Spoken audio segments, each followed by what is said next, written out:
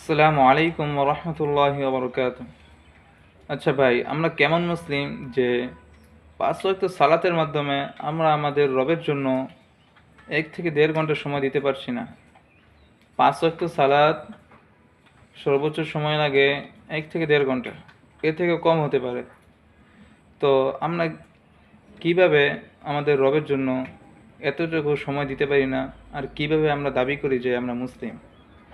আচ্ছা ভাই, তুমি কি জানো আল্লাহ রসুলের একটি হাদিস, আউয়ালু মা ইউহাসাবু বিহিল আবদু ইয়াউমাল কিয়ামাতিস সালাহ, কিয়ামতের দিন একটি মানুষের সর্বপ্রথম হিসাব নেওয়া হবে সলাৎ সম্পর্কে। তো ওই দিন যে ব্যক্তি তার প্রথম স্টেপ পার করতে পারবে তার জন্য আগামী স্টেপগুলো সহজ হয়ে যাবে। সো যে ব্যক্তি তার প্রথম স্টেপে আটকা পড়ে যাবে তার জন্য আগামী স্টেপগুলো অনেক কঠিন হয়ে যাবে। একটি মানুষ ইচ্ছাকৃতভাবে সলাৎ বাদ দিয়ে দিলে তার ইমান থাকে না, সে মুসলিম থাকে না। সো আমি বলবো না যে তুমি মুসলিম না, তোমার ইমান নেই। তুমি নিজেকেই প্রশ্ন করো, আশা করি উত্তর পেয়ে যাবে।